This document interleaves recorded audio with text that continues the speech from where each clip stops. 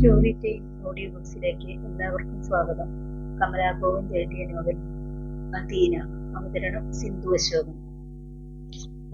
എന്റെ കുഞ്ഞെ, നിന്നെ കാണാതെ ഞങ്ങളൊക്കെ എത്ര വിഷമിച്ചു, എത്ര അന്വേഷിച്ചു. ഒടുവിൽ ശ്രീദുർഗാദേവി നിന്നെ ഞങ്ങൾക്ക് മടക്കി തന്നതാ മോളെ. എന്റെ ആരുഷിയുടെ മോള്. അശ്വതിയും അദീനയെ ഉമ്മ വെച്ചു, കെട്ടിപ്പിടിച്ചു. സങ്കടവും സന്തോഷവും ചേർന്ന രണ്ടു തുള്ളി കണ്ണീർ അശ്വതിയുടെ മെഴിപ്പീലികളിൽ തങ്ങി നിന്നപ്പോൾ ഗിരിധരവർമ്മ ഉള്ളിൽ ചിരിച്ചു. ഇനി രോഗം ഭേദപ്പെട്ട് എത്രയും വേഗം ആരുഷി കൂടി മടങ്ങിയെത്തിയാൽ മതിയായിരുന്നു, പാർവതി തമ്പുരാട്ടി പറഞ്ഞു. കൊട്ടാരത്തിനു മീതെ വീണ് കിടന്നിരുന്ന ദുർദശകളെല്ലാം അതോടെ ഒഴിഞ്ഞു പോയേനെ, അല്ലേ രാജേശ്വരി? പാർവതി തമ്പുരാട്ടി രാജരാജേശ്വരിയെ നോക്കി. അതേ ജ്യേഷ്ഠത്തി, രാജരാജേശ്വരി സങ്കടത്തോടെ പറഞ്ഞു. ചെമ്പൂർ കോവിലകത്തിന് വീണ്ടും ശുക്രദശയുണ്ടാകുമെന്ന് തന്നെയാണ് ഞാനും ഗിരിയേട്ടനും വിശ്വസിക്കുന്നത്. അങ്ങനെ വിശ്വസിക്കണമല്ലോ. പാർവതി തമ്പുരാട്ടി അശ്വതിയുടെ മുഖത്തേക്ക് ഒന്ന് നോക്കി. എന്നിട്ട് വീണ്ടും രാജരാജേശ്വരിയുടെ നേരെ തിരിഞ്ഞുകൊണ്ട് പറഞ്ഞു, വിശ്വാസം അതെപ്പോഴും നല്ലതല്ലേ. ഇനി ജ്യേഷ്ഠത്തി അശ്വതിയും അറയിലേക്ക് പോയെന്ന് വിശ്രമിക്ക്. ഗിരിധരവർമ്മ സൗമ്യനായി പറഞ്ഞു. എനിക്ക് പുറത്തു വരെയൊന്ന് പോയിട്ട് അത്യാവശ്യമുണ്ട്. ആയിക്കോട്ടെ ഗിരിധര, നീ പോയിട്ട് വരൂ. പാർവതി തമ്പുരാട്ടി അനുമതി നൽകി. ഉടൻ തന്നെ ആട്ടുകട്ടിൽ നിന്ന് എഴുന്നേറ്റ് തങ്ങളുടെ അറയിലേക്ക് മകളെയും കൂട്ടി അവർ നടന്നു. രണ്ടിനെയും സൂക്ഷിച്ചോളണം. അവർ പോയപ്പോൾ ഗിരിധരവർമ്മ രാജരാജേശ്വരിയുടെ ചെവിയിൽ മന്ത്രിച്ചു. ഉവ്വ്, ഞാൻ സൂക്ഷിച്ചോളാം. രാജരാജേശ്വരി സമ്മതിച്ചു. രാഗിണി, മോൾക്ക് വിശക്കുന്നുണ്ടാകും, കൊണ്ടുപോയി ആഹാരം കൊടുക്കണം, രാജരാജേശ്വരി പറഞ്ഞു. ഉവ്വ് തമ്പുരാട്ടി. രാഗിണി അദീനയെയും കൂട്ടി ഡൈനിങ് റൂമിലേക്ക് നീങ്ങി. രാത്രി. താഴെയുള്ള അടുക്കളക്കെട്ടിൽ നിന്നും വെള്ളോട്ട് ഗ്ലാസിൽ പാലുമായി രാഗിണി അദീനയുടെ മുറിയിലേക്ക് നീങ്ങുകയായിരുന്നു. പടിക്കെട്ടുകൾ കയറുമ്പോൾ അടക്കിയ ഒരു വിളി. രാഗിണി! അവൾ നിന്നു. പടിക്കെട്ടുകൾക്ക് മുകളിൽ അവളെ പ്രതീക്ഷിച്ച് നിൽക്കുകയായിരുന്നു പാർവതി തമ്പുരാട്ടി. വരൂ എന്റെ കൂടെ. ഞാൻ മോൾക്ക് പാല് കൊടുത്തിട്ട്. പാല് പിന്നെ കൊടുക്കാം, വരൂ, പാർവതി തമ്പുരാട്ടി ആജ്ഞ പോലെ പറഞ്ഞു. രാഗിണി അവരെ പിന്തുടർന്നു. അറയിലെത്തുമ്പോൾ പാർവതി തമ്പുരാട്ടി ശബ്ദമടക്കി പറഞ്ഞു, ഇതാ ഇത് വാങ്ങ്. രാഗിണി നോക്കുമ്പോൾ 1000ന്റെ ഒരു കെട്ട് നോട്ടുകൾ നീട്ടിപ്പിടിച്ചിരിക്കുകയായിരുന്നു അശ്വതി. 1,00,000 രൂപ. ഇതെന്തിനാ തമ്പുരാട്ടി? രാഗിണി പകച്ചുകൊണ്ട് ചോദിച്ചു. ഇതാ, ഇത് പാലിലിട്ട് ആ കുട്ടിക്ക് കൊടുക്കാൻ. പാർവതി തമ്പുരാട്ടി എന്തോ ഒരു സാധനം എടുത്ത് കാണിച്ചുകൊണ്ട് പറഞ്ഞു. ഇതെന്താ തമ്പുരാട്ടി?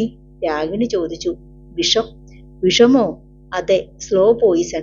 കുറേശ്ശെയായി ദിവസവും കൊടുക്കണം. കുറെ നാൾ കഴിയുമ്പോൾ അവൾ അങ്ങ് മരിക്കും. എങ്ങനെ മരിച്ചെന്ന് ഒരു കുഞ്ഞു പോലും അറിയില്ല.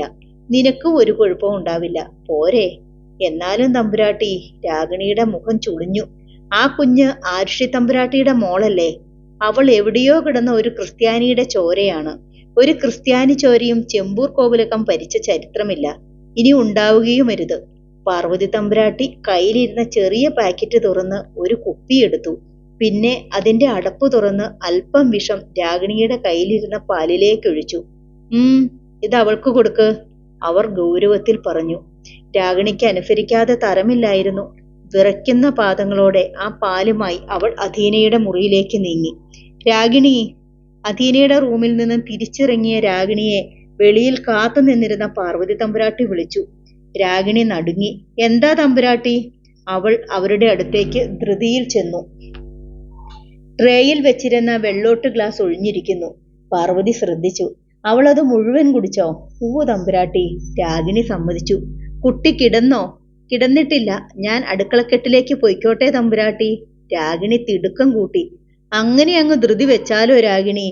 പാർവതി തമ്പുരാട്ടി വെളുത്ത പല്ലുകൾ മുഴുവൻ കാണും വിധം ചിരിച്ചു, ഒട്ടും ശബ്ദമില്ലാതെ. വരിക, എന്റെ അറയിലേക്ക് വന്നിട്ട് പോയാൽ മതി, അവർ പറഞ്ഞു. രാഗിണി അവരെ പിന്തുടർന്നു. അറയ്ക്കുള്ളിൽ ഉറക്കറവേഷത്തിൽ അശ്വതി തമ്പുരാട്ടി ഉണ്ടായിരുന്നു. ക്രീം നിറമുള്ള കോട്ടൺ ഒറ്റയുടുപ്പിൽ അവരുടെ ശരീരവടിവുകൾ എടുത്തു കാണാം. 40-ലധികം വയസ്സുണ്ടെങ്കിലും അത്രയും തോന്നിക്കില്ല.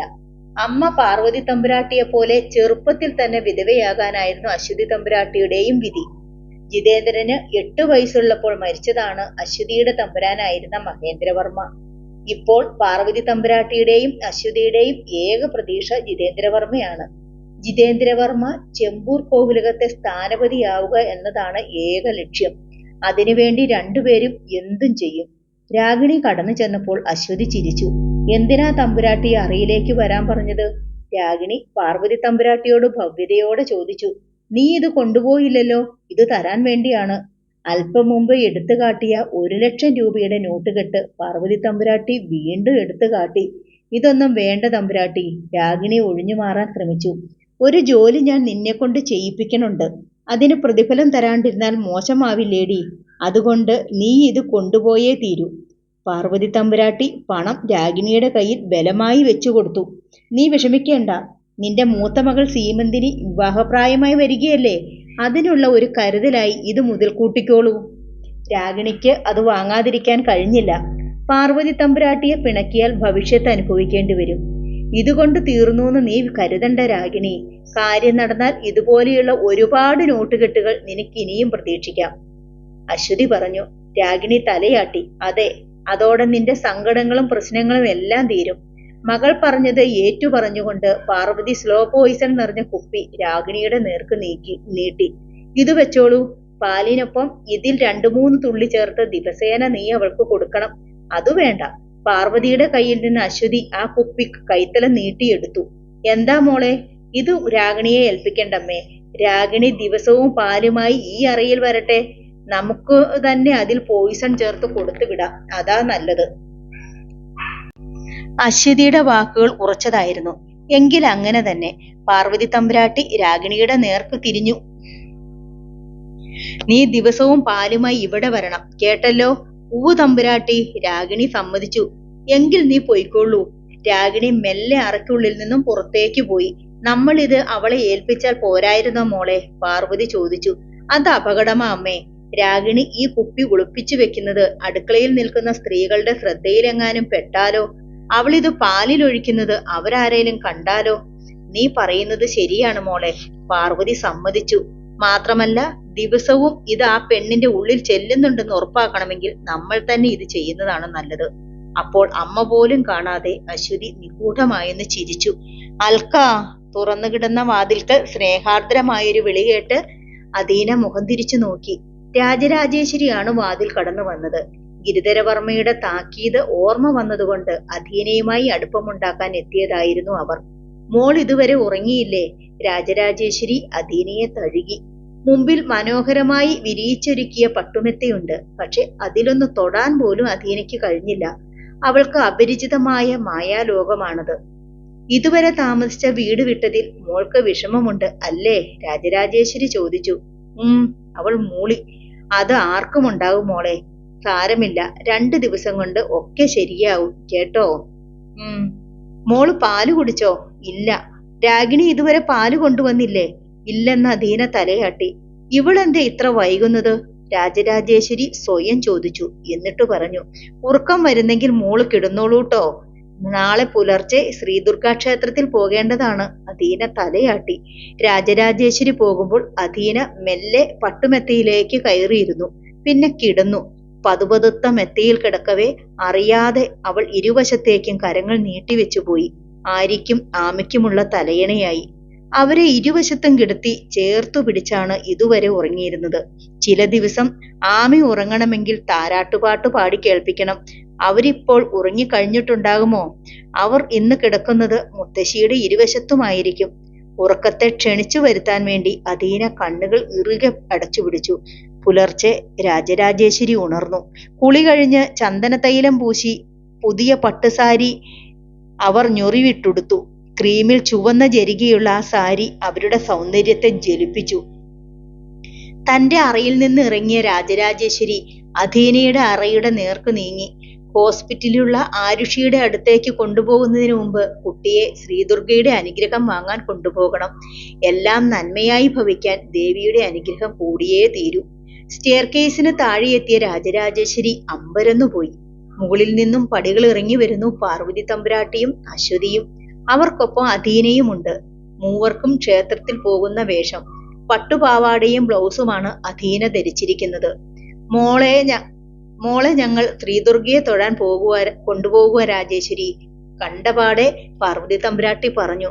അഥീനയെ ചേർത്ത് പിടിച്ച് താലോലിച്ചുകൊണ്ട് അവർ തുടർന്നു. കുട്ടി കൊട്ടാരത്തിലേക്ക് ആദ്യമായിട്ട് വന്നതല്ലേ, അപ്പം ആദ്യം തന്നെ നീ ഇവളെ ശ്രീദുർഗയുടെ നടയിൽ എത്തിക്കേണ്ടിയിരുന്നില്ലേ? എന്താ രാജേശ്വരി അതൊന്നും ഓർക്കാതെ പോയത്? ഒടുവിലത്തെ ചോദ്യം ശാസനയുടെയായിരുന്നു. അത് സംസാരത്തിനിടയിൽ സ്റ്റെപ്പിറങ്ങി തനിക്കരികിലെത്തിയ പാർവതി തമ്പുരാട്ടിയോട് രാജരാജേശ്വരി വിനയത്തോടെ പറഞ്ഞു.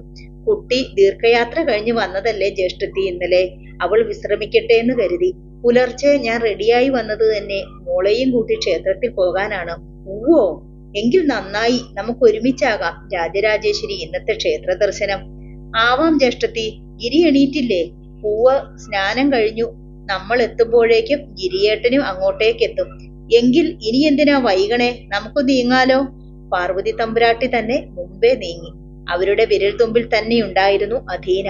അവർ ക്ഷേത്രത്തിലെത്തുമ്പോൾ ഗിരിധരവർമ്മ കാത്തു നിൽക്കുന്നുണ്ടായിരുന്നു. ഇന്ന് എല്ലാവരും ഉണ്ടല്ലോ, സന്തോഷമായി ജയന്തൻ തിരുമേനി പറഞ്ഞു. എന്നിട്ട് അധീനയുടെ നേർക്ക് നോക്കി.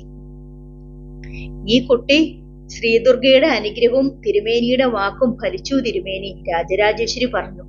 ഞങ്ങൾക്ക് ഞങ്ങളുടെ പേരക്കുട്ടിയെ തിരിച്ചു കിട്ടി. അൽക്കാ രാജകുമാരിയാണിത്. ആരുഷി തമ്പുരാട്ടിയുടെ മകൾ അല്ലേ? ജയന്തൻ തിരുമേനി അധീനയെ നോക്കി ആദരവോടെ പുഞ്ചിരിച്ചു.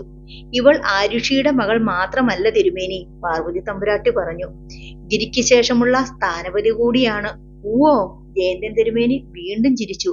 കുട്ടിക്ക് ദേവിയുടെ പൂർണമായ അനുഗ്രഹം വേണം. അതിനാണ് ഞങ്ങൾ എല്ലാവരും കൂടി ഒരുമിച്ചെത്തിയത്, പാർവതി തമ്പുരാട്ടി അറിയിച്ചു. നന്നായി വല്യമ്പ്രാട്ടി, തിരുമേനി പറഞ്ഞു. വിശേഷാൽ പൂജകളൊക്കെ ഞാൻ ഉടനെ ചെയ്യുന്നുണ്ട്. ആയിക്കോട്ടെ, ഒക്കെ കഴിഞ്ഞിട്ടേ ഞങ്ങൾ പോകുന്നുള്ളൂ. പാർവതി തമ്പുരാട്ടി തിരുനടയിൽ കൈകൂപ്പി നിന്നു.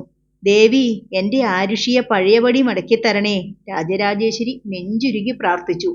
ഈ കുട്ടിയെ സ്വന്തം കുഞ്ഞായി തന്നെ കാണാൻ എന്റെ ആരുഷിക്ക് കഴിയണേ ദേവി, ഗിരിധരവർമ്മയും പ്രാർത്ഥിച്ചു. ദേവി, എന്റെ മോൻ ജിത്തു അടുത്ത കിരീടാവകാശിയായി വാഴണേ, അശ്വതി പ്രാർത്ഥിച്ചത് അങ്ങനെയായിരുന്നു. എന്റെ ആമിയും ആര്യയും മുത്തശ്ശിയും എന്നും സന്തോഷമായിട്ട് കഴിയണേ. ദേവിയുടെ സ്വർണ്ണ വിഗ്രഹത്തിന് മുമ്പിൽ കണ്ണടച്ചു നിന്ന് അധീന സങ്കടം പറഞ്ഞു. അവളുടെ കൺവിളിലൂടെ 2 തുള്ളി കണ്ണുനീർ ഒഴുകിയിറങ്ങി. പൂജകൾ തീർന്നപ്പോൾ ജയന്തൻ തിരുമേനി പ്രസാദം കൊണ്ടുവന്നു. എല്ലാം നന്നായി വരും തമ്പുരാൻ, തിരുമേനി പറഞ്ഞു. ക്ഷേത്രത്തിൽ നിന്ന് മടങ്ങുമ്പോഴും അധീന പാർവതി തമ്പുരാട്ടിയുടെയും അശ്വതിയുടെയും വിരൽത്തുമ്പിലായിരുന്നു. അവർക്കു പിന്നാലെ മെല്ലെ നടക്കുമ്പോൾ ഗിരിധരവർമ്മ പിറുപിറുത്തു. രണ്ടും വിധവകളാണ്. ജീവിതം കെട്ടുപോയതിന്റെ നിരാശ അവറ്റകളെ കൊണ്ട് എന്തും ചെയ്യിക്കും. മനസ്സു കല്ലായി പോയിരിക്കുന്നു. അധികാരം പിടിച്ചെടുക്കുന്നതിലുള്ള ആക്രാന്തമാണ് അവർക്ക്. കുട്ടിയെ അവരിത്രയ്ക്ക് താലോലിക്കുന്നതും പുകഴ്ത്തുന്നതും ഒട്ടും നല്ലതിനാവില്ല രാജേശ്വരി. എനിക്കറിയാം ഗിരിയേട്ടാ, ഞാൻ ശ്രദ്ധിച്ചോളാം, രാജരാജേശ്വരി പറഞ്ഞു. ഗിരിധരവർമ്മയും രാജരാജേശ്വരിയും കൊട്ടാരത്തിലെത്തി. അവരുടെ അറയിൽ പ്രവേശിക്കുമ്പോൾ അവരെ കാത്തു നിൽക്കുകയായിരുന്നു രാഗിണി. എന്താ രാഗിണി ഇവിടെ പതുങ്ങി നിൽക്കുന്നത്? രാഗിണിയുടെ പരുങ്ങൽ കണ്ട് രാജരാജേശ്വരി ചോദിച്ചു. ഒരു കാര്യം പറയാനുണ്ട് തമ്പുരാട്ടി. പറയൂ. അത് രഹസ്യമാണ്, രാഗിണി വിറച്ചു. നീ അകത്തേക്ക് വരൂ. കൊത്തുപണികൾ ചെയ്ത ഡോർ തുറന്ന് അറയിലേക്ക് കയറിക്കൊണ്ട് ഗിരിധരവർമ്മ പറഞ്ഞു. രാജരാജേശ്വരിക്ക് പിന്നാലെ അകത്തു കയറിയ രാഗിണി സാരിത്തുമ്പ് കൊണ്ട് മറച്ചു പിടിച്ചിരുന്ന നോട്ടുകൾ എടുത്ത് അവരുടെ മുമ്പിൽ വെച്ചു. 1,00,000 രൂപയോ? ഇത് നിനക്ക് എവിടുന്ന് കിട്ടി? രാജരാജേശ്വരി ചോദിച്ചു. പാർവതി തമ്പുരാട്ടി തന്നതാണ് തമ്പുരാട്ടി. എന്തിന്? അൽക്ക തമ്പുരാട്ടിയെ വിഷം കൊടുത്ത് കൊല്ലുന്നതിന് വേണ്ടി. എന്ത്? ഗിരിധരവർമ്മയുടെ മുഖം തീക്കട്ട പോലെ ജ്വലിച്ചു. അൽക്കിയെ കൊല്ലാനോ? ഗിരിധരവർമ്മ അടിമുടി വിറച്ചുകൊണ്ട് രാഗിണിയുടെ കഴുത്തിൽ പിടുത്തമിട്ടു. വർമ്മയുടെ വലതുകരം പഴുപ്പിച്ച ഇരുമ്പ് കൊടിൽ പോലെ കഴുത്തിലമർന്നപ്പോൾ രാഗിണി ഞെട്ടിപ്പിടഞ്ഞു. 1,00,000 രൂപ അച്ചാരോ വാങ്ങി നീ ഇതങ്ങ് ഉറപ്പിച്ചു കഴിഞ്ഞു അല്ലടി ശവമേ, അദ്ദേഹം ആക്രോശിച്ചു. ഗിരിയേട്ട, അവളെ വിട്. രാജരാജേശ്വരി ഗിരിധരവർമ്മയുടെ കരം രാഗിണിയുടെ കഴുത്തിൽ നിന്നു ബലമായി പിടിച്ചു മാറ്റി. രാഗിണി ശ്വാസം മുട്ടലോടെ കഴുത്ത് തിരുമുകയും ചുമയ്ക്കുകയും ചെയ്തു. അവളത് സമ്മതിച്ചെങ്കിൽ ഇതുമായി നമ്മുടെ അടുത്ത് എത്തുമോ? രാജരാജേശ്വരി ചോദിച്ചു. ചെമ്പൂർ കൊട്ടാരത്തിലെ ഉപ്പും ചോറുമാണ് ഇവളുടെ ശരീരം. അതുകൊണ്ട് കൊട്ടാരത്തിന്റെ നാശം ഇവൾ ആഗ്രഹിക്കില്ല ഗിരിയേട്ട. പിന്നെ അവൾ പണം വാങ്ങിയതോ? കോപാക്രാന്തനായി തന്നെ ഗിരിധരവർമ്മ ടീപ്പോയുടെ മേലിരിക്കുന്ന നോട്ടുകളിലേക്ക് വിരൽ ചൂണ്ടി. വേണ്ട തമ്പുരാട്ടി, നടിയൻ കഴിയുന്നത്ര പറഞ്ഞു നോക്കിയതാ തമ്പുരാനെ. പക്ഷേ പാർവതി തമ്പുരാട്ടി സമ്മതിച്ചില്ല. രാഗിണി ഭയത്തോടെ തുടർന്നു. പറയുന്നത് അനുസരിക്കാണ്ടിരുന്നാൽ ആ തമ്പുരാട്ടിക്ക് കലി ഇളകും. തമ്പുരാട്ടിക്ക് കലി വന്നാലുള്ള അവസ്ഥ ശരിയാണ്, ഗിരിധരവർമ്മയ്ക്ക് അതറിയാം. കലി കയറിയില്ലെങ്കിൽ തന്നെ അപകടകാരിയാണ് ജ്യേഷ്ഠത്തി. അപ്പോൾ പിന്നെ കലി കൂടി ആവേശിച്ചാലോ? അവർ എന്തു ചെയ്താലും തനിക്ക് തിരിച്ചൊന്നും ചെയ്യാനാവില്ല. തീപ്പെട്ടുപോയ ജ്യേഷ്ഠന്റെ അശരണയായ വിധവിയോട് ഈ പ്രായത്തിലും ചെമ്പൂർ കൊട്ടാരത്തിലെ തമ്പുരാൻ അന്യായം കാട്ടിയെന്നാവും പുറത്തറിയുക. അതു പാടില്ല. അതുകൊണ്ട് പാർവതി ജ്യേഷ്ഠത്തിയെ സഹിക്കുകയേ തരമുള്ളൂ, പിണക്കാൻ പാടില്ല. ഗിരിധരവർമ്മ അല്പം ശാന്തനായി. പറ, ജ്യേഷ്ഠത്തി നിന്നോട് എന്തൊക്കെയാണ് പറഞ്ഞത്? അദ്ദേഹം ചോദിച്ചു. ഉള്ള സത്യം മടിക്കാതെ പറഞ്ഞോളൂ രാഗിണി, രാജരാജേശ്വരി ധൈര്യം കൊടുത്തു. രാത്രി അൽക്കത്തമ്പുരാട്ടിക്ക് കൊടുക്കുന്ന പാലിൽ ദിവസവും വിഷം ചേർക്കാനാ പറഞ്ഞത്. സ്ലോ പോയിസൺ, രാഗിണി അറിയിച്ചു. Slow Poisson? അതെ, അതാകുമ്പോൾ സാവധാനമേ മരിക്കൂ. മരണകാരണം ആരും അറിയില്ലത്രേ. അത് ശരി. അപ്പോൾ എല്ലാ പ്ലാനിങ്ങും നടത്തിയിട്ടാണ് ഇന്നലെ തന്നെ അമ്മയും മോളും എത്തിയത് അല്ലേ? ഗിരിധരവർമ്മയുടെ നെറ്റിയിൽ ചുളിവുകൾ പെരുകി. ഇന്നലെ അവർ അൽക്കയോട് അത്രയ്ക്ക് വാത്സല്യം പ്രകടിച്ചപ്പോഴേ എനിക്ക് അപകടം മണത്തതാണ്. എന്നിട്ട് ജ്യേഷ്ഠത്തി തന്ന വിഷം എവിടെ രാഗിണി? രാജേശ്വരി ചോദിച്ചു. അതവർ അടിയന്റെ കയ്യിൽ തന്നിട്ടില്ല തമ്പുരാട്ടി. തരാതെ പിന്നെ? ദിവസവും രാത്രി അടിയൻ പാലുമായി പാർവതി തമ്പുരാട്ടിയുടെ അറയിൽ ആദ്യം എത്തണം. ആവശ്യമുള്ള അളവിൽ തമ്പുരാട്ടി തന്നെ പാലിൽ വിഷം ചേർക്കും. അതിനുശേഷം ആ പാല് അടിയൻ അൽക്കത്തമ്പുരാട്ടിക്ക് കൊടുക്കണം. അതിനുവേണ്ടി അടിയന് ഇനിയും പണം തരാമെന്നും പറഞ്ഞിട്ടുണ്ട്. ഇന്നലെ രാത്രിയിൽ നീ പാലുമായി ജ്യേഷ്ഠത്തിയുടെ അറയിൽ പോയിരുന്നോ? തമ്പുരാട്ടി. പാർവതി തമ്പുരാട്ടി അതിൽ വിഷം ചേർക്കുകയും ചെയ്തു. രാജരാജേശ്വരി ഉള്ളിൽ ഒരാന്തലുണ്ടായി. എന്നിട്ട് നീ ആ പാൽ അൽക്കയ്ക്ക് കൊടുത്തോടി? അടിയൻ കൊടുത്തില്ല തമ്പുരാട്ടി. തമ്പുരാട്ടി അല്പം മുമ്പ് പറഞ്ഞതുപോലെ ഈ ശരീരം മുഴുവൻ ഇവിടുത്തെ ഉപ്പും ചോറുമാണ്. അടിയന്റെ അമ്മയും ഇവിടുത്തെ അടിയൻ തന്നെയായിരുന്നു. അതുകൊണ്ട് കൊട്ടാരത്തിന്റെ നാശത്തിന് വേണ്ടി കൊക്കിൽ ജീവനുള്ള കാലം വരെ അടിയൻ ഒന്നും ചെയ്യില്ല തമ്പുരാട്ടി. ഗിരിധരവർമ്മ അറയ്ക്കുള്ളിലൂടെ തലങ്ങും വിലങ്ങും നടന്നു. ആ തല വല്ലാതെ പോയുന്നുണ്ടെന്ന് മുഖം കണ്ടാൽ അറിയാം. എന്നിട്ട് സംഭവിച്ചതെന്താ? നീ പറയടി. രാജരാജേശ്വരി ധൃതിപ്പെട്ടു. പാർവതി തമ്പുരാട്ടി നോക്കി നിന്നതുകൊണ്ട് അടിയന് വിഷം ചേർത്ത ആ പാലുമായി അൽക്കത്തമ്പുരാട്ടിയുടെ അറയിലേക്ക് പോകേണ്ടി വന്നു തമ്പുരാട്ടി. പക്ഷേ ആ പാല് അറയിൽ വാഷ് ബേസിനിൽ ഒഴിച്ചു കളഞ്ഞു. അൽക്കത്തമ്പുരാട്ടി അത് അറിഞ്ഞതുപോലുമില്ല. ഒഴിഞ്ഞ ഗ്ലാസുമായി അടിയൻ തിരികെ ചെല്ലുമ്പോഴും പാർവതി തമ്പുരാട്ടി കാത്തു നിൽക്കുകയായിരുന്നു. കുട്ടി അത് മുഴുവൻ കുടിച്ചോന്ന് ചോദിച്ച് ഊവെന്ന് അടിയൻ സമ്മതിക്കുകയും ചെയ്തു. ഇന്നലെ രാത്രി പാൽ കുടിച്ചില്ലെന്ന് അദീന പറഞ്ഞത് രാജരാജേശ്വരി ഓർത്തു. അപ്പോൾ രാഗിണി പറഞ്ഞത് അത്രയും സത്യം തന്നെയാണ്. അവർ ഭർത്താവിനെ നോക്കി. ഗിരിയേട്ടാ, എന്താ ഒന്നും മിണ്ടാത്തത്? ഈ അപകടം നമ്മൾ എങ്ങനെ ഇല്ലാതാക്കും? രാജരാജേശ്വരിയുടെ സ്വരത്തിൽ സങ്കടവും ഭീതിയും നിറഞ്ഞു. രണ്ടിനെ അടിച്ചിറക്കിയാൽ തീരാനുള്ളതേ ഉള്ളൂ, ഗിരിധരവർമ്മ പറഞ്ഞു. പക്ഷേ അതെനിക്ക് ചെയ്യാൻ പറ്റില്ല. പിണങ്ങിയാൽ നെഞ്ചിൽ കത്തി കയറ്റുന്ന ഇനമാണ് ആ സ്ത്രീ. പിന്നെ ചക്കമുളഞ്ഞിയിൽ പോലെ അവരോട് നമ്മൾ ഒട്ടുക. പക്ഷേ ഒട്ടിപ്പിടിക്കാതിരിക്കാൻ നമ്മുടെ കയ്യിൽ മെഴുക്കുണ്ടാകണം. എണ്ണമെഴുക്ക്, ഗിരിധരവർമ്മ പറഞ്ഞു. സ്നേഹം അഭിനയിച്ചുകൊണ്ട് കൊല്ലുകയല്ലേ അവര്? അതേ അഭിനയത്തിലൂടെ അവരുടെ ഓരോ അസ്ത്രവും നമ്മൾ തടയുക, സ്വയം രക്ഷപ്പെടുക. അതേ വഴിയുള്ളൂ. ഗിരിധരവർമ്മ ടീപ്പോയിലിരുന്ന പണമെടുത്ത് രാഗിണിയുടെ കയ്യിൽ വെച്ചു കൊടുത്തു. ഈ പണം നീ തന്നെ എടുത്തോളൂ. അവർ ഇനിയും തന്നാലും വാങ്ങിക്കൊള്ളൂ. എന്നിട്ട് ഏൽപ്പിച്ച ജോലി ഭംഗിയായി നിർവഹിക്കുന്നുണ്ടെന്ന് അവരെ ബോധ്യപ്പെടുത്തിക്കൊണ്ടിരിക്കുക. എന്ന് വെച്ചാൽ? രാജരാജേശ്വരിക്ക് ഒന്നും മനസ്സിലായില്ല. അവരത് ബോധ്യപ്പെട്ടില്ലെങ്കിൽ പ്രശ്നമാണ് രാജേശ്വരി. അവരുടെ ലക്ഷ്യം അൽക്ക ഇല്ലാതാവുക എന്നതാണ്. അതിന് രാഗിണി സഹായിക്കുന്നില്ലെന്ന് കണ്ടാൽ അവരൊരു ക്വിക്ക് മൂവ്മെന്റ് നടത്തിയാലോ? ക്വിക്ക് മൂവ്മെന്റോ? അതെ, സ്നേഹിച്ച് കുട്ടിയെ മട്ടുപ്പാവിൽ കയറ്റി താഴേക്ക് തള്ളിയിട്ടാലോ? കാര്യം നടന്നില്ലേ? എന്റെ ശ്രീദുർഗയെ, രാജരാജേശ്വരി ശരിക്കും ഭയന്നു. അങ്ങനെയൊന്നും ഉണ്ടാകാതിരിക്കാൻ രാഗിണിയുടെ ഹെൽപ്പ് നമുക്ക് ആവശ്യമാണ്. കുറച്ചു ദിവസം അവർ പ്രതീക്ഷയോടെ മറ്റൊരു അറ്റംപ്റ്റിന് മുതിരാതെ കാത്തിരിക്കും. രണ്ടാളിനെയും ഇവിടെ നിന്ന് തുരത്തിവിടാൻ ആ സമയം നമുക്ക് ധാരാളം മതി. രാജരാജേശ്വരിക്ക് എന്നിട്ടും സമാധാനമായില്ല. നീ പൊയ്ക്കൊള്ളൂ, ഗിരിധരവർമ്മ രാഗിണിയോട് പറഞ്ഞു. രാഗിണി ഭവ്യതയോടെ തൊഴുത് അറയിൽ നിന്ന് പുറത്തേക്ക് പോയി. അപ്പോൾ അത്യന്തം ഗൗരവത്തോടെ ഗിരിധരവർമ്മ രാജരാജേശ്വരിയുടെ നേർക്ക് തിരിഞ്ഞു. രാജേശ്വരി, ഇന്നു മുതൽ നിന്റെ മുഴുവൻ ശ്രദ്ധയും ആ 2 വിധവകളിലും പെൺകുട്ടിയിലുമായിരിക്കണം. ഗിരിയേട്ടാ. യാതൊരു കാരണവശാലും അധീനയുടെ മുടിനാരിഴയ്ക്ക് പോലും അപകടമുണ്ടാകരുത്.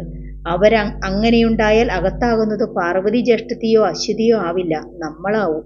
അതെന്താ?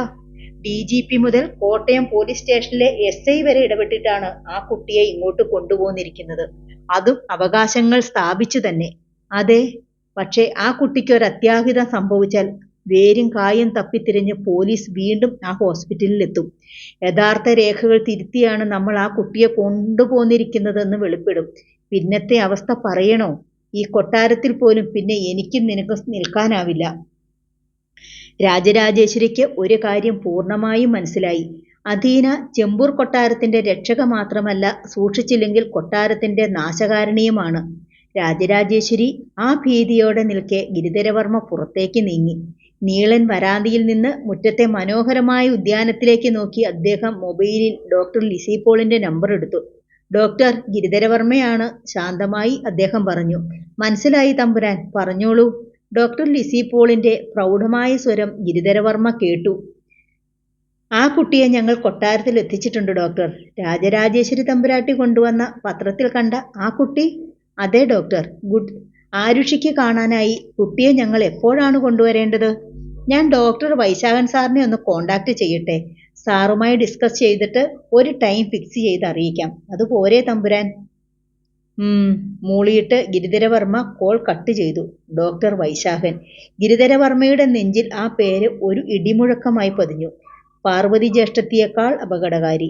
ആദ്യം ഇല്ലാതാക്കേണ്ടത് പാർവതി ജ്യേഷ്ഠത്തിയെയല്ല, ആ റാസ്കൽ ഡോക്ടറെയാണ്. ആരുഷിയുടെ ഭർത്താവിനെ തീർത്തതുപോലെ അങ്ങ് തീർത്താലോ അവനെയും? വരട്ടെ, ആദ്യം അവൻ തൻ്റെ മോളുടെ രോഗം തീർത്തു തരട്ടെ. അവൾ സുഖപ്പെട്ട് കഴിഞ്ഞിട്ട് മതി അവൻ ഇല്ലാതാവുന്നത്. ഗിരിധരവർമ്മ തീരുമാനിച്ചുറപ്പിച്ചു. അപ്പോഴേക്കും മൊബൈൽ ബെല്ലടിച്ചു. ഡോക്ടർ ലിസി പോളാണ്. തമ്പുരാൻ, വൈശാഖൻ സാർ 11 മണിക്ക് എത്താമെന്ന് പറഞ്ഞിട്ടുണ്ട്. തമ്പുരാനും തമ്പുരാട്ടിയും കൂടി അധീനയെയും കൊണ്ട് അപ്പോഴേക്കും എത്തിയാൽ മതി. ഓ, ഓക്കെ ഡോക്ടർ.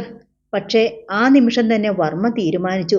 സ്വന്തം മകളുടെ രക്ഷയ്ക്ക് വേണ്ടിയാണ്, എങ്കിലും തലകുനിച്ചു നിൽക്കാൻ വേണ്ടി ഇനിയൊരിക്കലും താൻ അവന്റെ മുമ്പിൽ പോവില്ല. ഡോക്ടർ ലിസി പോൾ വിളിച്ച വിവരം അറിയിക്കുമ്പോൾ ഗിരിധരവർമ്മ രാജരാജേശ്വരിയോട് ഒരു കള്ളം കൂടി പറഞ്ഞു. ആ സമയത്ത് ഞാൻ ഫ്രീ ആവില്ല രാജേശ്വരി. അതെന്താ? നമ്മുടെ ചെമ്പൂർ ടെക്സ്റ്റൈൽസിന്റെ ഒരു പരസ്യം ഷൂട്ട് ചെയ്യുന്നതിനെ കുറിച്ച് ഞാൻ പറഞ്ഞിരുന്നില്ലേ? അതിന്റെ എഗ്രിമെന്റ് ആണിത്. എനിക്കത് അറ്റൻഡ് ചെയ്തേ പറ്റൂ. അതുകൊണ്ട് കുട്ടിയെയും കൂട്ടി നീ തന്നെ 11 മണിക്ക് ഹോസ്പിറ്റലിൽ എത്തണം. ഗിരിധരവർമ്മ പറഞ്ഞത് രാജരാജേശ്വരി വിശ്വസിച്ചു. ഞാൻ പൊയ്ക്കോളാം ഗിരിയേട്ടാ. ഗിരിയേട്ടൻ വിഷമിക്കേണ്ട, എല്ലാ കാര്യങ്ങളും നടക്കണ്ടേ? ശരി. ഗിരിധരവർമ്മയ്ക്ക് സന്തോഷമായി. അൽക്കാ. രാജരാജേശ്വരി അധീനയുടെ മുറിയിലെത്തി. മോൾക്ക് അമ്മയെ കാണണ്ടേ? കുളി കഴിഞ്ഞ് പുതിയ വസ്ത്രത്തിൽ ഒരു രാജകുമാരിയുടെ പ്രൗഢിയിൽ തന്നെ മുറിയിലൂടെ ഉലാത്തുകയായിരുന്നു അധീന. വേണം, ആവേശത്തോടെ അവൾ പറഞ്ഞു. എങ്കിൽ വരൂ. രാജരാജേശ്വരി അധീനയെയും കൂട്ടി റൂമിന് പുറത്ത് എത്തുമ്പോൾ വെളിയിലേക്ക് പോകാൻ റെഡിയായി നിൽക്കുന്നു പാർവതി തമ്പുരാട്ടിയും അശ്വതി തമ്പുരാട്ടിയും. ഹോസ്പിറ്റലിലേക്ക് ഞങ്ങളും വരുന്നുണ്ട് രാജേശ്വരി, പാർവതി പറഞ്ഞു. ആരുഷിയെ കാണാൻ ഞങ്ങൾക്കും കൊതിയായി. ഉള്ളിൽ വെറുപ്പുണ്ടായെങ്കിലും രാജരാജേശ്വരി തടഞ്ഞില്ല. അതിനെന്താ, ജ്യേഷ്ഠത്തിയും അശ്വതിയും പോന്നോളൂ, ആരുഷിയെ കാണാലോ. ബെൻസിനുള്ളിലേക്ക് അവരും ഉത്സാഹത്തോടെ കടന്നിരുന്നു. അധീനയെയും കൊണ്ട് മൂവരും ഡോക്ടർ ലിസി പോളിന്റെ റൂമിന് മുന്നിലെത്തി. തമ്പുരാട്ടിയും മോളും മാത്രം അകത്തു വന്നാൽ മതി. ലിസി പോൾ രാജേശ്വരിയെ നോക്കി പറഞ്ഞു. എന്നിട്ട് പാർവതിയോടും അശ്വതിയോടും ഭവ്യതയോടെ പറഞ്ഞു. തമ്പുരാട്ടിമാർ ഇവിടെ ഇരിക്കൂ, ആവശ്യം വന്നാൽ വിളിക്കാം. താൻ ആഗ്രഹിച്ചതാണ് ഡോക്ടർ പറഞ്ഞത്. രാജരാജേശ്വരിക്ക് ആശ്വാസമായി. എത്ര മറച്ചിട്ടും രാജേശ്വരിയുടെ ആ ആശ്വാസഭാവം പാർവതി തമ്പുരാട്ടിയുടെ ക്യാമറ കണ്ണുകൾ കണ്ടെത്തി. അവരുടെ മുഖം കടുത്തു. അപ്പോൾ ഞാനില്ലാതെ കാര്യങ്ങൾ നടത്തുന്നതാണ് നിനക്കിഷ്ടം അല്ലേടി? അവരുടെ ഉള്ള് രോഷം കൊണ്ടു. വരൂ തമ്പുരാട്ടി, ഡോക്ടർ ലിസി പോൾ ക്ഷണിച്ചു. രാജരാജേശ്വരി അധീനയെ ചേർത്ത് പിടിച്ചു ഡോക്ടറുടെ പിന്നാലെ നീങ്ങി. വാതിലടഞ്ഞു. അശ്വതിയുടെ മുഖവും കടുത്തു. നമുക്കിവിടെ ഇരിക്കണ്ടമ്മേ. പിന്നെ അമ്മ വന്നേ, കാര്യമുണ്ട്. അശ്വതി അമ്മയെ നയിച്ചത് ആരുഷിയെ അഡ്മിറ്റ് ചെയ്ത റൂമിലേക്കാണ്. ഹോസ്പിറ്റൽ യൂണിഫോമിൽ തന്നെയായിരുന്നു ആരുഷി. ബെഡിൽ കയറി അവൾ കുന്തിച്ചിരിക്കുന്നു, മുഖത്ത് വിഷാദം. പാർവതി തമ്പുരാട്ടിയും അശ്വതിയും മെല്ലെ ആരുഷി ഇരിക്കുന്ന ബെഡിനെ സമീപിച്ചു. ആരുഷി, അശ്വതി വിളിച്ചു. ആരുഷി മുഖമുയർത്തി ഇരുവരെയും നോക്കി. ആരാന്നോ? അശ്വതി വെറുപ്പോടെ ആരുഷിയുടെ തലയിൽ ബലമായൊന്ന് തട്ടി. കള്ളി, ചത്തുപോയ മകളെ മാത്രം നീ തിരിച്ചറിയും അല്ലേടി, മറ്റാരെ അറിയില്ലത്രേ. എടി, കൈവീശി ഒറ്റയടിയായിരുന്നു ആരുഷി. അശ്വതിയുടെ കരണം പുകഞ്ഞു. എന്റെ മകൾ ചത്തുപോയെന്ന് നിന്നോട് ആര് പറഞ്ഞടി? കൊല്ലുമൊടി നിന്നെ. ഇരുമ്പു വളയം പോലെ ആരുഷിയുടെ ഇരു കൈകളും അശ്വതിയുടെ കഴുത്തിൽ മുറുകി. ആ പിടിയിലമർന്ന് തന്റെ മകൾ ശ്വാസം മുട്ടി പിടയ്ക്കുന്നത് കണ്ട് പാർവതി തമ്പുരാട്ടി നിലവിളിച്ചു, കൊല്ലുന്നേ, ഓടി വരണേ. എന്താണിവിടെ? പാർവതി തമ്പുരാട്ടിയുടെ നിലവിളി കേട്ട് ആരുഷിയുടെ നേഴ്സ് ഗീതു പുറത്തുനിന്ന് ഓടിയെത്തി. കണ്ടപ്പോൾ തന്നെ പാർവതി തമ്പുരാട്ടിയെയും അശ്വതിയെയും ഗീതുവിന് മനസ്സിലായി. അശ്വതിയുടെ കഴുത്തിൽ നിന്ന് ആരുഷിയുടെ പിടിവിടുവിക്കാൻ ബലം പ്രയോഗിക്കുകയാണ് പാർവതി തമ്പുരാട്ടി. ഗീതു അവർക്കിടയിലേക്ക് കയറി ആരുഷിയോട് സൗമ്യമായി പറഞ്ഞു, തമ്പുരാട്ടി, ഇവർ തമ്പുരാട്ടിയുടെ അമ്മയും ചേച്ചിയാണ്. ഇവരെ ഉപദ്രവിക്കല്ലേ, വിട്ടേ തമ്പുരാട്ടി. ഗീതു ആരുഷിയുടെ കൈകൾ ബലമായി പിടിച്ചു മാറ്റാൻ നോക്കി. ഒടുവിൽ അശ്വതിയുടെ കഴുത്തിൽ നിന്ന് ആരുഷി പിടിവിട്ടു. എന്നിട്ട് അശ്വതിയുടെ നേർക്ക് വിരൽ ചൂണ്ടി. എന്റെ അൽക്ക ചത്തുപോയെന്ന് പറയുക ഇവള്. ഏയ്, അൽക്ക തമ്പുരാട്ടിക്ക് ഒന്നും സംഭവിച്ചിട്ടില്ല, മിടുക്കിയായിരിക്കുന്നു. ഗീതു സ്നേഹത്തോടെ പറഞ്ഞു. നീ കണ്ടോ എന്റെ അൽക്കമോളെ? ആരുഷിയുടെ മുഖത്ത് ജിജ്ഞാസയായി. പിന്നെ ഞാൻ കണ്ടിട്ട് തന്നെയാ പറഞ്ഞത്, മിടുക്കിയായിരിക്കുന്നെന്ന്. എന്നിട്ട് ഞാൻ കണ്ടില്ലല്ലോ എന്റെ മോളെ. ആരുഷിക്ക് കരച്ചിൽ വന്നു. തമ്പുരാട്ടി സമാധാനമായിരിക്കെ. അൽക്ക തമ്പുരാട്ടി അമ്മയും കാണണമെന്നും പറഞ്ഞ് ഇങ്ങോട്ട് തന്നെ വരും. എപ്പോ? ഉടനെ വരും തമ്പുരാട്ടി. ആരുഷിയുടെ മുഖത്ത് ഒരു പ്രകാശം പരന്നു. അവൾ തിരിച്ചു ബെഡിലേക്ക് കയറി പഴയ പടിയിരുന്നു. എന്റെ മോള് ഉടനെ വരും. ആരുഷി പിറുപിറുത്തു. എന്നെ കാണാൻ ഉടനെ വരും. ആരുഷി സമാധാനപ്പെട്ടെന്ന് കണ്ടപ്പോൾ ഗീതു പാർവതി തമ്പുരാട്ടിയെയും അശ്വതിയുടെയും നേർക്കു തിരിഞ്ഞു. തമ്പുരാട്ടിമാരെന്താ മുൻകൂട്ടി അറിയിക്കാതെ ഈ മുറിയിലേക്ക് വന്നത്? മുൻകൂട്ടി അറിയിക്കാനോ? ആരെ? പാർവതി ധാർഷ്ട്യത്തോടെ ചോദിച്ചു. ഒന്നെങ്കിൽ ഡോക്ടർ ലിസി മാഡത്തിനോട് ആവശ്യപ്പെടണം, അല്ലെങ്കിൽ എന്നോട് പറയണം. നിന്നോട് പറയാൻ നീ ഇല്ലായിരുന്നല്ലോ, പാർവതി പറഞ്ഞു. ഡോക്ടർ വിളിച്ചിട്ട് ട്രീറ്റ്മെന്റ് ചാർട്ട് കൊടുക്കാൻ പോയതായിരുന്നു ഞാൻ വരുന്നതുവരെ നിങ്ങൾ പുറത്ത് വെയിറ്റ് ചെയ്യണമായിരുന്നു. ഓഹോ, ഞങ്ങളുടെ കുട്ടിയെ കാണാൻ നിന്റെ അനുവാദത്തിനായി ഞങ്ങൾ നിൽക്കണമായിരുന്നു അല്ലേടി? തമ്പുരാട്ടിമാര് ക്ഷമിക്കണം. രണ്ടുപേരുടെയും ധാർഷ്ട്യം ഗൗനിക്കാതെ ഗീത് തുടർന്നു. മറ്റു പേഷ്യൻസിനെ പോലെ അല്ലല്ലോ ആരുഷി തമ്പുരാട്ടി, മെന്റൽ പേഷ്യന്റ് അല്ലേ. അങ്ങനെയുള്ളവരെ വളരെ ശ്രദ്ധയോടെ വേണം സമീപിക്കാൻ. അതിന് ഡോക്ടറുടെയോ നേഴ്സിന്റെയോ സാമീപ്യം ആവശ്യമാണ്. അല്ലാതെ വന്നാൽ അല്പം മുമ്പ് സംഭവിച്ചതുപോലെ അപകടകരമായ പലതും സംഭവിക്കാം. ഓഹ്, പാർവതി തമ്പുരാട്ടി ഇഷ്ടപ്പെടാതെ ഒന്ന് ചുണ്ടുകൊട്ടി. എന്നിട്ട് പറഞ്ഞു, ആരുഷി ഞങ്ങളെ ഒന്ന് പിടിച്ചു. ഞങ്ങളത് കാര്യമാക്കിയിട്ടേയില്ല. സമനില തെറ്റിയിട്ടല്ലേ, പാവം. തമ്പുരാട്ടിമാർക്ക് പ്രശ്നമുണ്ടെന്നല്ല പറഞ്ഞത്, ഗീതു വിശദീകരിച്ചു. അപ്രതീക്ഷിതമായി പ്രകോപനങ്ങൾ ഉണ്ടാകുന്നത് പേഷ്യൻസിനെയും ചിലപ്പോൾ സാരമായി ബാധിച്ചേക്കും. നോർമലായി വരുന്ന മനസ്സിന്റെ സമനില തെറ്റാൻ ചിലപ്പോൾ ഇത്തരം നിസാര കാര്യം മതി. ഊവോ, അശ്വതിക്ക് അത് ശുഭവാർത്തയായിരുന്നു. അപ്പോൾ ഇവളെ പ്രകോപിപ്പിച്ചാൽ മതിയമ്മേ, അസുഖം കുറയാതെ ഇരട്ടിച്ചോളും. ഗീതു കേൾക്കാതെ അവൾ അമ്മയോട് പിറുപിറുത്തു. നമുക്കതാണ് മോളെ വേണ്ടത്. മനസ്സിന്റെ താളം തെറ്റി ഇവളെന്നും ഇതിനുള്ളിൽ കിടക്കട്ടെ. ഒരു ചങ്ങല കൂടി ഇട്ട് പൂട്ടിയാൽ അസലായി. അശ്വതിക്കും അങ്ങനെ തന്നെ തോന്നി. അവൾ ഉള്ളിൽ ചിരിച്ചിട്ട് പുറമെ അലിവും കരുണയും നടിച്ച് മെല്ലെ ആരുഷിയുടെ ബെഡിനടുത്തെത്തി. ഞാൻ എന്തെങ്കിലും പറഞ്ഞാൽ നിനക്കത് ബുദ്ധിമുട്ടുണ്ടാക്കുമെന്ന് അറിഞ്ഞില്ല ആരുഷി. വലതുകരം നീട്ടി ആരുഷിയുടെ മുടിയിഴകളിൽ തഴുകിക്കൊണ്ട് അശ്വതി പറഞ്ഞു. എന്ത് ചെയ്യാം, ഞാനും നീയുമൊക്കെ ചെമ്പൂർ കൊട്ടാരത്തിന്റെ ശാപം പേറാൻ വിധിക്കപ്പെട്ടവരാണ്. നമുക്ക് ഭർത്താക്കന്മാർ വാഴില്ല. അശ്വതി അവളുടെ താടിയിൽ പിടിച്ച് മുഖം മെല്ലെ ഉയർത്തി. എന്റെ അമ്മയെ കണ്ടില്ലേ, എത്ര ചെറുപ്പത്തിൽ വിധവാക്കോലം കെട്ടി. ഞാനും അതുപോലെ തന്നെ. ജോഷി മരിച്ചതോടെ നീയും വിധവയായില്ലേ. എത്രയേറെ സ്നേഹിച്ച് ഒളിച്ചോടിപ്പോയവരാ നിങ്ങള്. ആരുഷിയുടെ കൃഷ്ണമണികൾ ഭീതിയോടെ വെട്ടിവിറച്ചു. ഗീതു അത് ശ്രദ്ധിച്ചു. അവൾ വേഗം അശ്വതിയുടെ അടുത്തെത്തി. തമ്പുരാട്ടി, മതി സംസാരിച്ചത്, പ്ലീസ്. ഗീതു കെഞ്ചി. നിനക്ക് എന്തറിയാമടി ഞങ്ങളുടെ സങ്കടങ്ങള്? നീ വെറും നേഴ്സല്ലേ. ഭർത്താവ് മരിച്ചെങ്കിലും ജീവിത ലക്ഷ്യമായി എനിക്കൊരു മോനെങ്കിലുമുണ്ട്. ഇവൾക്കോ? അൽക്കമോൾ കൂടി മരിച്ചതോടെ ഇവളിനി എന്തിനു വേണ്ടി ജീവിക്കണം? ആർക്കു വേണ്ടി ജീവിക്കണം? അതറിയില്ലേ നിനക്ക്? അശ്വതിയുടെ കണ്ണുകൾ നിറഞ്ഞു. ആരുഷിയുടെ മിഴികൾ പക്ഷെ വൃത്താകാരമായി. അവൾ ശക്തമായി കിതച്ചു. കൈപ്പത്തികൾ വിറയാർന്നു. അതുയർത്തി അവൾ സ്വന്തം തലയിൽ തല്ലി. എന്റെ അൽക്ക, എന്റെ പൊന്നുമോള്, അവള് പോയി. ആരുഷിയുടെ തുറന്നു പിടിച്ച കണ്ണുകളിലെ കൃഷ്ണമണികൾ പോലും വിറച്ചു. ആ ഭാവമാറ്റം കണ്ട് ഗീതു ശരിക്കും ഭയന്നു. തമ്പുരാട്ടി. ഗീതു ഓടിച്ചെന്ന് ആരുഷിയെ പിടിച്ചു. പോടി. ആരുഷി ഗീതുവിനെ തട്ടിമാറ്റി. അസാമാന്യ ശക്തിയായിരുന്നു അവൾക്ക്. അതേ ശക്തിയോടെ അവൾ അശ്വതിയെയും തട്ടിമാറ്റി. ഇറങ്ങിപ്പോടി, എനിക്ക് കാണണ്ട, ആരെയും കാണണ്ട, പൊയ്ക്കോ, പോകാൻ. ആരുഷി അലറി. വരൂ അമ്മേ, നമുക്ക് പോകാം. അശ്വതി വേഗം പാർവതി തമ്പുരാട്ടിയുടെ കയ്യിൽ പിടിച്ച് പുറത്തേക്ക് നീങ്ങി. പക്ഷേ വാതിലിനടുത്തെത്തിയപ്പോൾ ഒന്ന് തിരിഞ്ഞു നോക്കി. അർത്ഥഗർഭമായ ഒരു ചിരിയായിരുന്നു അവളുടെ മുഖത്തുണ്ടായിരുന്നത്. പിന്നിൽ ഗീതു ആരുഷിയെ അടുക്കിയിരുത്താൻ ശ്രമിക്കുന്നത് അവൾ കണ്ടു. കുപിതയായ ആരുഷി ഗീതുവിന്റെ മുടിയിൽ പിടിച്ചു വലിക്കുന്നു. അശ്വതിക്ക് തൃപ്തിയായി. അവൾ അമ്മയെ നോക്കി. പാർവതി തമ്പുരാട്ടിയുടെ മുഖത്തും ഒരു ചിരി വിരിഞ്ഞു. ഇത് തന്നെ മരുന്ന്. മെല്ലെ നടക്കുന്നതിനിടയിൽ അവർ മകളോട് പറഞ്ഞു. ഗിരിധരനും രാജരാജേശ്വരിയും കൂടി മകളുടെ ഭ്രാന്ത് ഭേദപ്പെടുത്താൻ നോക്കട്ടെ. ചികിത്സ നീണ്ടുപോകട്ടെ. കുറഞ്ഞെന്നറിയുമ്പോൾ ഇതുപോലെ നമുക്ക് വീണ്ടും വരണം. എന്നിട്ട് രോഗം ഇരട്ടിയാക്കി മടങ്ങണം, അശ്വതി പറഞ്ഞു.